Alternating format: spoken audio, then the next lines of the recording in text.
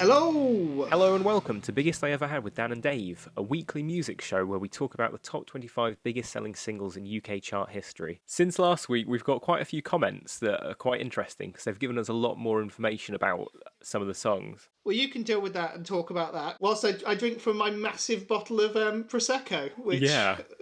Shout out, hashtag not sponsored, but if massive bottles of Prosecco want to sponsor me. Yeah, so just a few things that have been picked up. Philip Batchelor has said about our Beatles episode, I Want to Hold Your Hand, that the song Here, There and Everywhere was actually written by Paul McCartney, not John Lennon, even though it was credited Lennon and McCartney like all the Beatles songs were after a certain point. That was my stupidity, so you get a pass on that one. And it's actually about Paul's girlfriend, actress Jane Asher, and not Cynthia Lennon. So it turns out John Lennon is a bad person, and he wasn't writing a lovely love song about Cynthia, which would have been weird anyway, because he hated her. We've had someone commenting on the Adele episode about loads more facts about the success of thanks for that. Someone Like You. Yeah, we know it's a massive song, and obviously deserves all the listens it gets. We got told we were wrong for saying that Cher's a bad singer, which she is a bad singer. So, and we don't care. You can comment and rage in the comment section all you like about how much I did actually make a mistake that episode as well. Really? Which I found out. Nobody's pointed it out to me. I found out on my own because I decided to look back and double check that what I'd said was right. And the only other thing I think I've said that's like definitely wrong was I said that Cher did a farewell tour. Yeah. Which she did. In, I think, about 2005, 2006 time.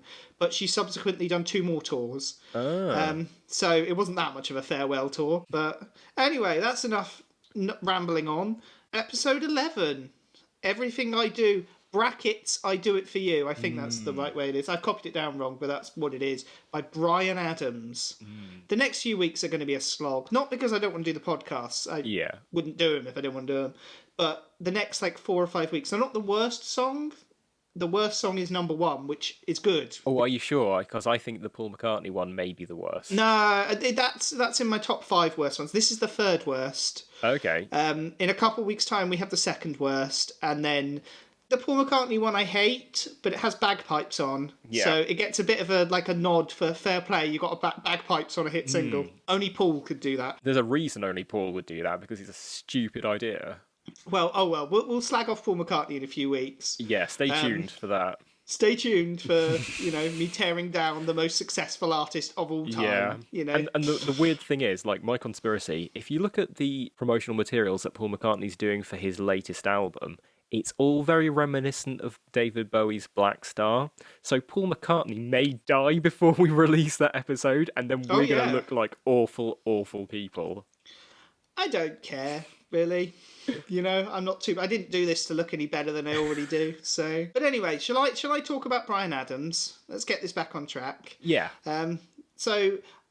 Bryan Adams is Canadian, which I knew, but you said you didn't already know that. No, I didn't know that. The one defining feature I know about him is that he's Canadian. I looked up, he's actually from Ontario, which I had a feeling was slightly different to Canada. And commenters, we have had 3 listers in Canada, but if any Canadians want to explain the difference between the two to me, because I'm completely ignorant to it, because I know they're not exactly the same, because I dealt with a legal issue a little while back where I could deal with a document if it was from Ontario, but I couldn't deal with it if it was Canadian. Then we had to contact the Canadian Home Office or something. But yeah, he's from Canada.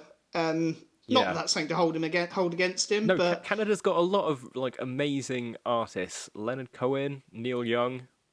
I like Neil Young. Justin I think he's Bieber. Just sold as Justin Bieber. Drake. Nickelback.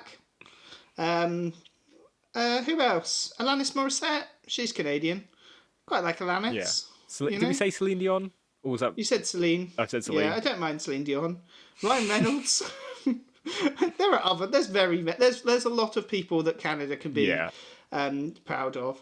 But they had... Was it them that had that mayor that had the brilliant... He kept getting caught smoking crack and doing awful... He's dead now, unfortunately, rest in peace. There's a brilliant press conference where he was accused of sexual harassment. Okay. And I don't know if it ever got proved whether he did it or not, and I'm not commenting on that. But in the middle of a press conference, they said to him, and I think he was Canadian, they said to him, he goes, I'd just like to talk about these rumours.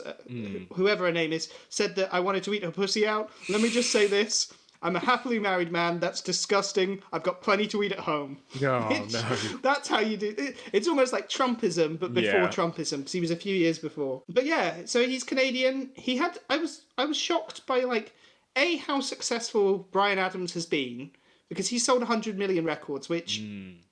As much as I'm going to talk shit about him pretty much this whole episode, I do have one positive thing, two positive things to say about him actually, but I will talk a lot of shit about him this episode. Yeah, the shocking thing is, he sold more than Justin Bieber. According to the Really? list that I read, he's the number 10 biggest selling Canadian singer of Was all Bieber time. 11 then? Bieber was 11, yeah. He's ahead of people like Leonard Cohen and Neil Young.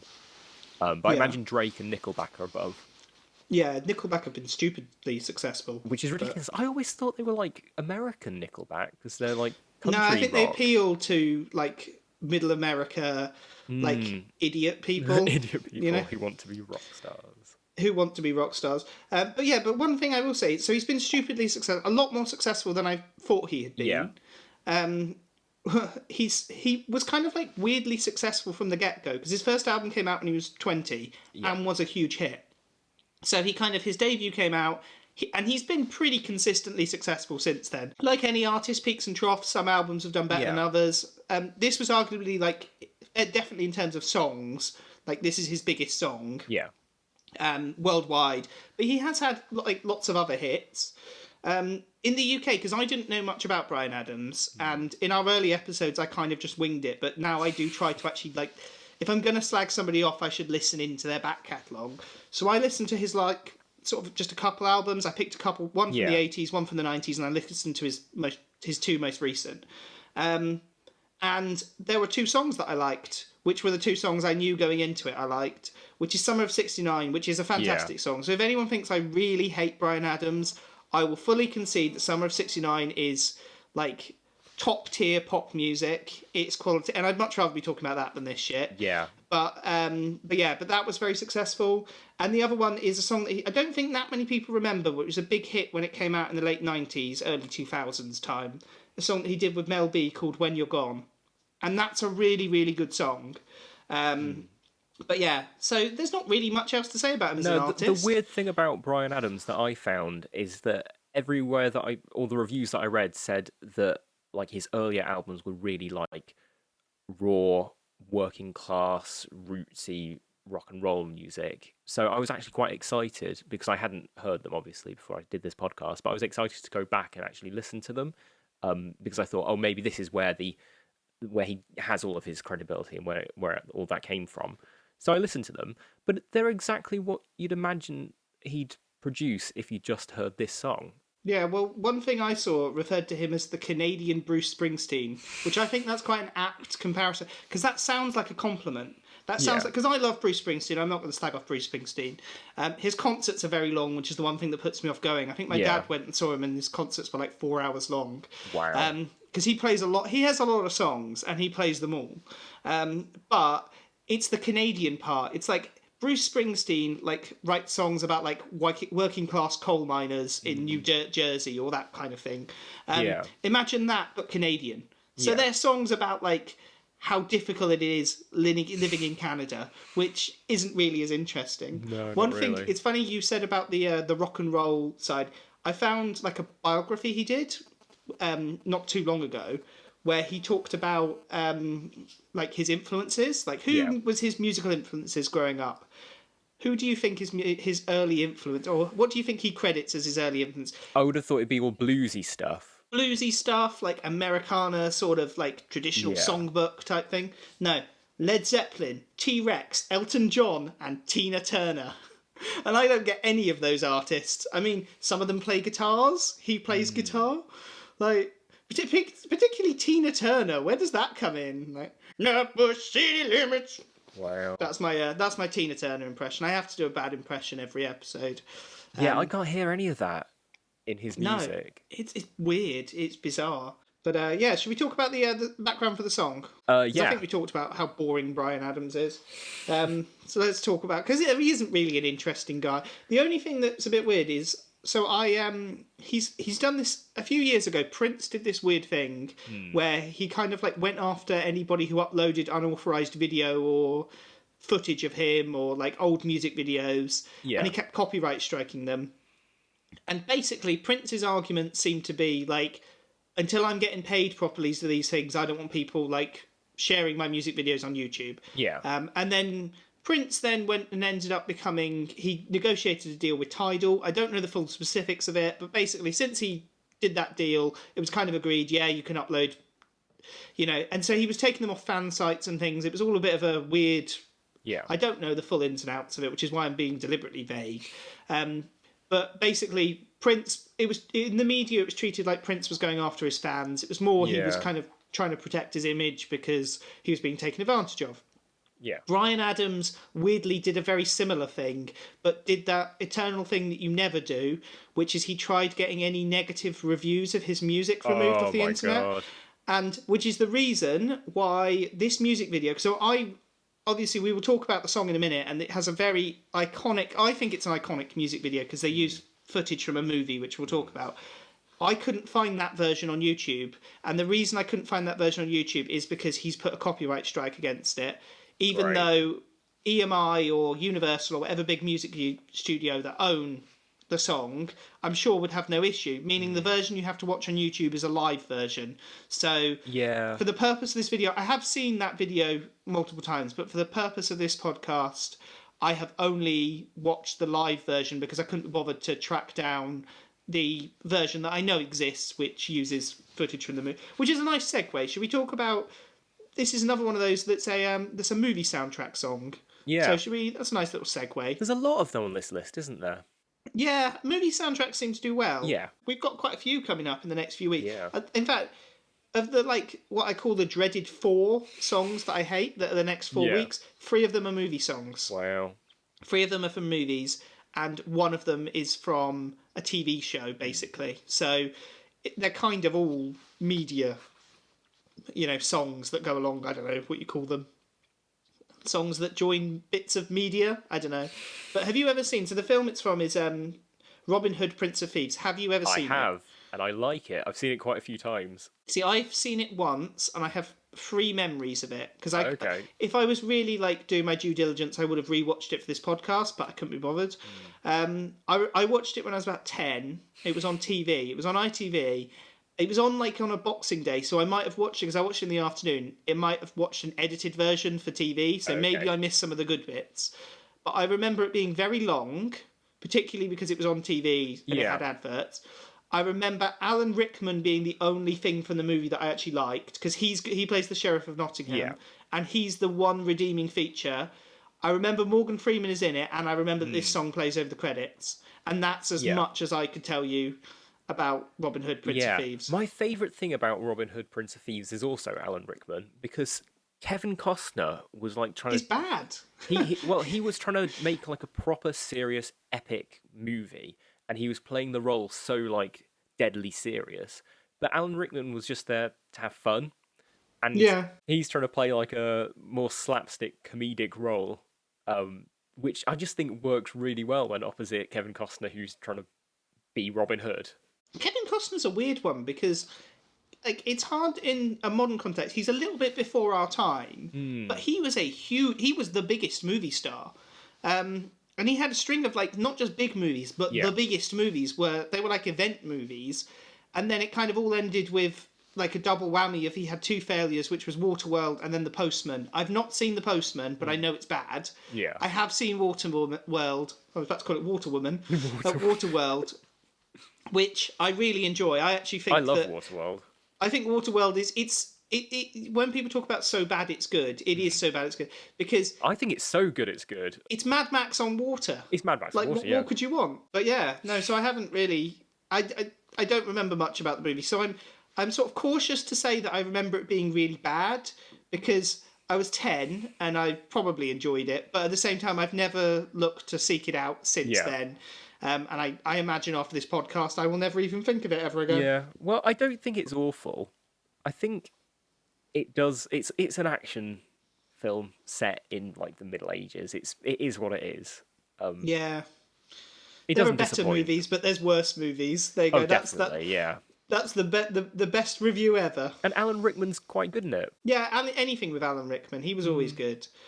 He's one of the few. I'm not a Harry Potter fan, but I always thought he was good in Harry Potter. Yeah. He kind of stole the show as Snape, and I'm not a Harry Potter fan. I never really liked them. I love Alan Rickman. We actually weirdly we have an episode coming up in a few weeks where it's tied to a movie, and Alan Rickman again is sort of the only good thing from the movie. Yeah. So apparently during the 90s, all he was doing was going around and being in bad movies and saving them. Actually, it's like the 5th anniversary of his death, like Is it? around Oh, this yeah, 'cause time, isn't it? 2016, yeah, he was one of the first ones. So, in that case, I will have a drink in Alan Rickman's honour. I've heard a rumor, and I don't know if this is true, but the budget for Prince of Thieves had to be like massively inflated because Kevin Costner insisted that his hairline was CGI'd in every single like scene. That doesn't surprise me because, like, Yeah. we just touched upon Waterworld, and like part. I mean, one thing actually, a little bit of an urban myth. It wasn't actually a flop. It had because although it wasn't a theatrical success, it did make a lot of money off home video. Yeah. And apparently, it not only broke even, it did get in the black. So when people talk about like historic like flop movies, they often talk about Waterworld, and that's a common misconception. When you factor in like home video releases, it did very Yeah. well.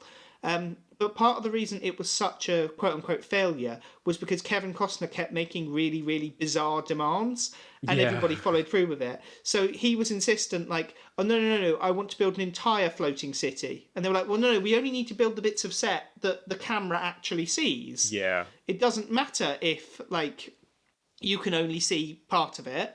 You Yeah. know, he was like, I want the entirety of the thing. So, which is just weird. So Kevin Costner seems like a weird man. To be fair, when you look back on it and films around that time, it's probably a good thing that they didn't go all full CGI because a lot of it looks really dated now because the technology has advanced so much. So the fact that it's all practical with lots of practical effects kind of makes it less dated. Well, one weird thing I remember from this song is there's a bit in the music video where the arrow is very like they fire an arrow and Yeah. it's very clearly CGI. It's really bad, isn't it? And it's really bad, and that's one thing I remember about this song is in like the video, which apparently we're not allowed to watch because Bryan Adams is weird and doesn't want you sharing his music. Okay, is I remember the CGI arrow. So Yeah. weird CGI arrow. The other thing as well. So this song was, I believe, because I couldn't find much about the writing of it. He wrote it with his Yeah. like usual writing partner of the time. So okay, cool. I mean, maybe if you're a huge Bryan Adams fan, you might know more than I was able to dig up. Yeah. But from what I can tell, it was written for the movie. So it's Yeah, another it one was. a bit like when we did Eye of the Tiger by Survivor. It's another one of those episodes where it was like he was almost given a brief, I think, of like, hey, we need a big like ballad song. But it did appear on his next album, which is one of the albums I listened to, which is called Yeah. Waking Up the Neighbours, which is a slightly ironic title because it's very middle of the road. A lot of it sounds like Everything I Do. So, Yeah. you know, waking up the neighbours. Maybe they sleep quite lightly in Canada. So waking them up is quite easy. I don't know. The interesting thing about when they wrote this for the film is that the director initially wanted a song in the style of the period of Robin Hood. So, or medieval. What, like a medieval, like lutes? Yeah, medieval lutes. Look thing, into yeah. my heart. Ding, ding, ding, ding, ding. Like a jester running out on Yeah. playing Everything I Do on a lute.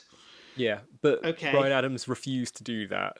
So this is the Well, result. he made the right call, to be fair to Bryan Adams, that one. Although I hope but, somewhere out you know. there there's like a medieval version of this song. And if not, Yeah. someone needs Or to they make got like it. artists of the time to like submit versions. Yeah. And who was big around about that time? Guns N' Roses. Guns N' Roses did like a medieval version of like a ballad, and that's the sort of thing I could imagine Axl Rose's ego letting him do. Yeah. But yeah, the other thing I found, because this song was super super successful, I'd obviously heard this song, Yeah. but I had not listened to the full album version, which goes on for almost 7 minutes. Like it's like 6 minutes Yeah. and 20 seconds, which as far as I'm concerned, once you get over 5 minutes, you're basically 10 minutes if you're music. Yeah, and it has like the longest outro. Yeah, It's this just is a why- very boring song. This is why moving from vinyl single to CD was awful. And even vinyl album, because people thought, right, I can max out the capacity of this. And they completely overlooked the fact that it's got to be quality. Yeah. Should we talk about the success in the UK to get it a little bit more, even though we're Yeah. now an international podcast? It's the longest unbroken number one single, like the number of consecutive weeks. Which is 4 straight months of Bryan fucking Adams. Yeah. Like, that is depressing. You know, that is a long time to have to listen to Bryan Adams drone on about everything. It's literally like he's listing everything he would do. He is listing everything in the universe that he would do for me. And fuck you, Bryan Adams, basically, is what I say to that. So I don't like the song, I don't like the artist. Shall we move on to a bit of the historical context and moan about how rubbish music was in the early 90s? Because it was bad. I didn't know much about this song, and it's not the sort of music my parents played in the house growing up or anything. I didn't really know much about Bryan Adams or any of this this sort of easy listening, boring music. So I looked at who the biggest selling artists of 1991 were. Yeah. Who do you think are the biggest selling artists of 1991? Give me a guess. I mean, obviously Bryan Adams is on that list. You know what? I think early 90s is... The 80s gets a bad rap when it comes to music, but the early 90s is just... Yeah. It's a black hole. The biggest selling for artists of music. 1991, when this came out, Yeah. were Elton John, because he released a big best of, and this was around about the time best ofs were like super, super popular. Michael Bolton, who was basically more Bryan Adams, so well done for that. George Michael, who I love George Michael, and this is when he did Listen Without Prejudice Part 1, which is a really good album, but does have a lot of songs that sound like Bryan Adams. I'm sorry, George. But he was making a bit of boring music at the time. Yeah. And the other one, the Antichrist of Music, who it's taken until episode 11 for us to talk about him, Mr. Phil Collins. An awful, awful man. A man who supposedly divorced his wife by fax, although he rebuts that. But I like the idea of Phil Collins angrily scrawling like on a fax paper, "I want a divorce," and then faxing it to his wife. But yeah, so if you think about Bryan Adams in that context, like you can see how he was able to meet the lofty musical heights of people like Phil Collins and Michael Bolton. I like Elton John as well. I don't want to slag off Elton. I will be slagging off Elton in a couple months, but for the time being, I don't want to slag off Elton. But yeah, Phil Collins, Michael Bolton. That's the sort of thing that was big in '91. Yeah. I looked at who won the Brit Awards. I mean, I don't know if Bryan Adams won one. I had not heard of almost any of the artists. He won a Grammy. Yeah, they seem to hand out Grammys like anything. I mean, they have something stupid like 40 categories, and they only air like 20 of them. In one of the earlier episodes, we said when it comes to awards like that, they don't really look at who's good. They just think, who's the biggest celebrity I can get to come to the awards ceremony. So congratulations, you got Bryan Adams to come, aren't you proud? I'm probably really upsetting some people in Canada he's done a lot of charity work, like they all have. Which doesn't justify making bad music. It doesn't excuse it, does it? Like, you can be quiet and do charity work, can't you? You can save us from listening to that kind of stuff. Hold on a sec, Dave. We might have to stop recording because it seems like there's a werewolf outside of my front door. There's a werewolf. It's obviously a child. We'll keep this bit in, but there seems to be a child making werewolf noises in the background. There we go. You know what I think's happening, Dave? The ghost of Bryan Adams, because we're recording these in future. The ghost. And at the moment, Bryan Adams is alive, but I have a feeling that by the time they get released, Bryan Adams will have died, because we killed Jerry from Jerry and the Pacemakers, because we talked about him and then he suddenly died. So we talked about Trump's Twitter, and then Trump's Twitter suddenly died. And then that died. So I think Bryan Adams is now going to die, and I think that he is cursed. I would have just carried on, but I felt like it would have been weirder if I didn't address the random werewolf noise. The fact that I was howling. Yeah. I've lost my train of thought. I think I was talking about how terrible 1991 was for music. I did look through, because I looked through who had top 10 hits, because I couldn't find any successful albums that I liked apart from George Michael. There were albums that were hits that had come out like a couple of years before that were still charting, but songs and albums released in 91, the only thing I found that I liked was the KLF, who, for those who don't know, the KLF, they were kind of like a dance art collective. It was a piss take, really. Bill Drummond and the other guy. But they have just reformed and they've just allowed all of their music to be on Spotify and Apple Music. So if you want to listen to good dance music that's also funny, I highly recommend going on Apple Music and things, because you can now listen to it. You used to have to go on like dodgy websites to listen to KLF music. But that was the only thing that came out that year that I sort of went, oh, okay, I would still in 2021 like to listen to that. I wouldn't want to listen to pretty much anything else on the list. It's so interesting that you brought KLF up, because I was actually looking at their Wikipedia page earlier, because I think there's an artist later on in the list of episodes that we're going to do where they've actually gone and deleted their catalogue like KLF did. Like KLF, I was trying to figure out who did it first, whether KLF were taking their inspiration they would from have been, because the they were artists that we're going to 91. cover. I know the thing you're talking about, and that was 94, 95. So, Yeah. KLF, beep, boop. Anyway, yeah, that's my KLF for you. To me, music, like good music of the 90s, doesn't start until Nevermind gets released by Nirvana, which did come out this year, but I don't think it was kind of a sleeper hit, Nevermind. It came out in June of 91, apparently, but I think of it as being a 92 album. I think of it as being the first big proper album of the 90s that is still worth listening to now. Yeah, it kind of saved music at that time, didn't it? It saved music at that time, and as I said, it's funny, like, time does weird things to music, that there are, like I said, this is however many biggest... We're episode 11, but I think this is like the... 15th biggest song, but it's definitely not in any way the 15th best song, and it's definitely not even the 15th best song of the 90s, which shows you how it's not even popular. One of Bryan Adam's best, is it? No. Summer 69 is way better. Yeah, but it's funny how, like, what's really popular is often not the same as what's really, really good. We keep going on to this subject. It's because the public doesn't know what it wants. It doesn't have taste or any musical intelligence.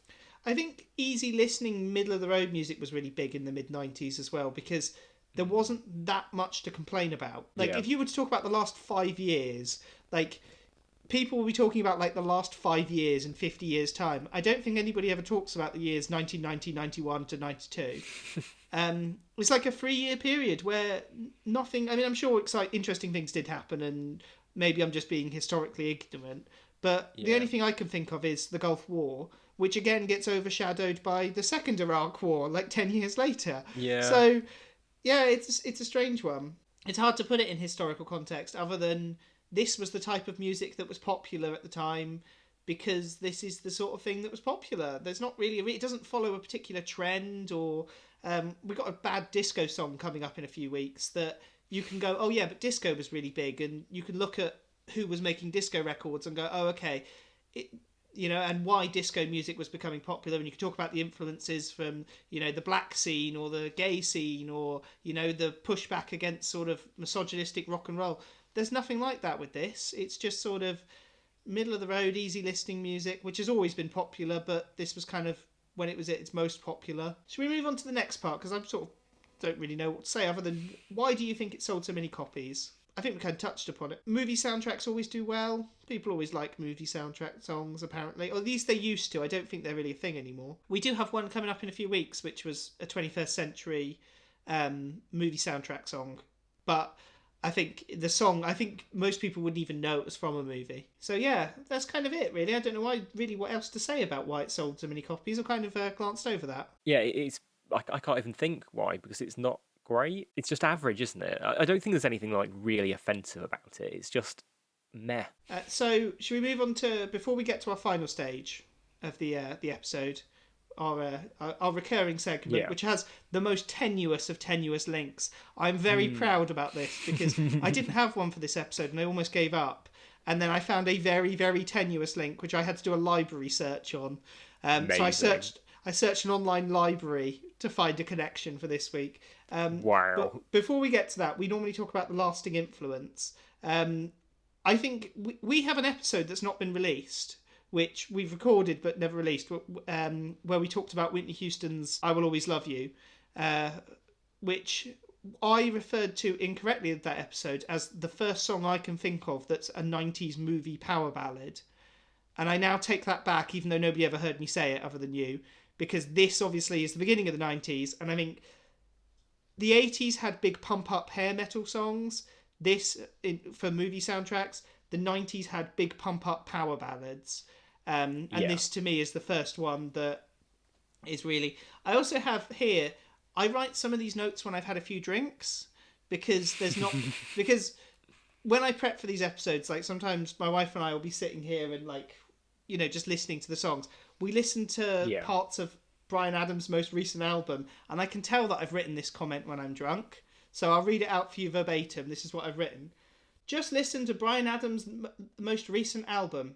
His voice hasn't aged well. He sounds a bit like Shelley from EastEnders, played by Lenny Henry. At first I thought it was a raspy woman singing. So, okay. You don't get wit like that until I've had a few glasses of wine. But Shelley from EastEnders being played by Lenny Henry. That's what his latest album sounded like to me. So, I think the best lasting influence that this has had is that it's kept Justin Bieber out of the top 10 Canadian singers. See, I prefer Justin Bieber's music, though. He's not made a song as good as Summer 69, but... he's, like, a bit cringe, isn't he? Yeah, I mean, he's not cool to like him. I think if someone came up to me and they were like, "Oh, I quite like Bryan Adams," I'd respect them more than someone who said I quite like Justin Bieber. I would look at them and go, "Oh, you must be Canadian or have had a recent brain injury." But either way, I pity you and I respect your opinions. You know? Yeah. But yeah, I don't think there's much more to say about this one. This has been a weird episode because it's been a bit disjointed because technology, the ghost of Bryan Adams has tried to ruin this episode multiple times. So he's trying to censor us. He's trying to censor us as we're recording it. If we get a fucking copyright strike because Bryan Adams doesn't like me talking about him, then like I will be very annoyed, ghost of Bryan Adams. But anyway, should we get to the final stage before we before we do that?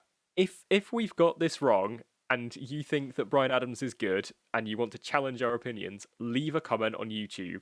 Please do, because the algorithm loves it. The algorithm loves it. Oh no, we're doing it because we want to have dialogue with our fans. Yeah, we want to bait them into commenting, kicking off really big in the comment section so that the algorithm goes, people really love this. I mean, who have I pissed off so far? Adele fans, Will Young fans, Cher fans, and Beatles fans. So let's throw Bryan Adams on the fire as well. Why not? Yeah. You know? Come after me, Canadians. But what are you going to do? You know? What a boot it. I'm trying to think of stereotypes to be offensive to the Canadians, but I've only ever met Canadians that I like. They all seem quite nice. If you really want to insult a Canadian, tell them that they sound American. That's how you insult Canadians. Yeah. Anyway, should we get to the final stage before I ramble on anymore? That, as ever, is... Tenuous Kanye!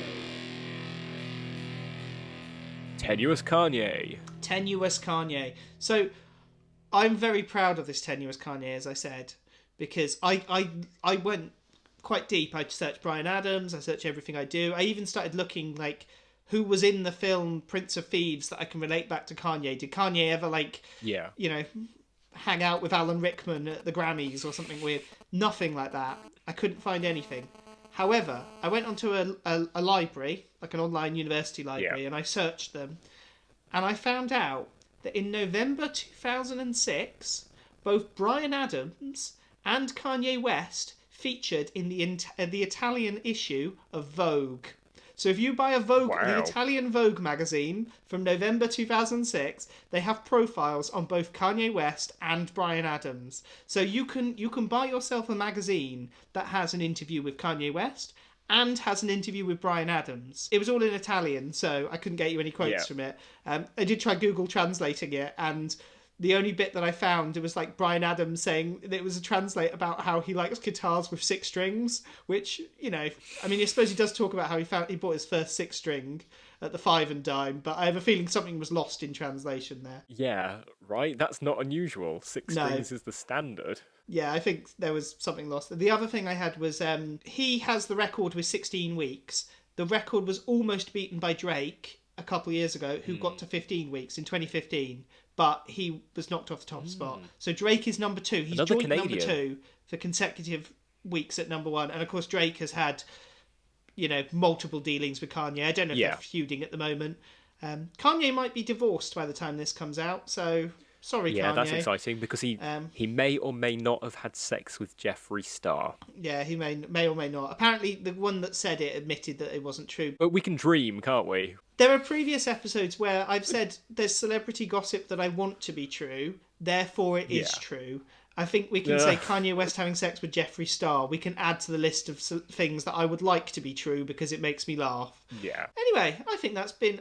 all technical issues aside, I think that's been quite a... and werewolf issues. And werewolf issues, and ghosts of...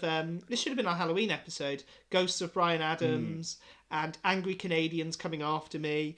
And I'm about halfway through my massive bottle of wine. So the next episode's going to be probably even less coherent. Do you want to do the outro while I finish my wine?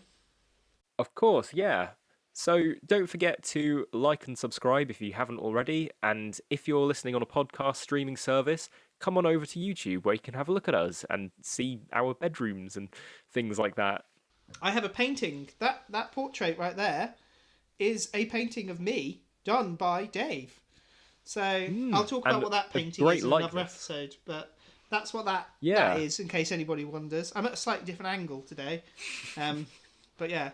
Yeah, subscribe, share. I think that's one nice thing is I went on to like the statistics of how this podcast is doing, and I expected that like just the southwest of England, which is where we're from, had been listening, meaning that it was just people we knew who were sharing to other people we knew, which is nice and appreciated, and I'd like people to carry on doing that. Yeah. But it's nice to see that we've got kind of an international audience now. More people in America are listening, and a couple people in Canada. Probably that's going to stay a couple people because I've slagged off their deity, Mr. Bryan Adams, all episode. But all over the place. Brazil, which was another one. South Korea. Yeah, Indonesia. So all over the place. We're an international podcast now, and that's very appreciated. But yeah, I think that's end of episode 11. Episode 12 next week. We'd had a few extra drinks, so please don't sue us. I can't remember, but I remember finishing the episode going, "Oh, that's going to be an interesting one." So a little bit of a spoiler. Normally we can only suggest what we might record next week, but we've already done next week's. So listen to next week's. It will be good, and stay with us because we are slowly ploughing through these. Or it'll be a very short episode because I may listen to it and go, Jesus Christ, we cannot publish this. Well, what are we going to do? You know, our faces are here now. There's no plausible deniability. Yeah. But on that note, time for the random guitar chord that plays us out. Down.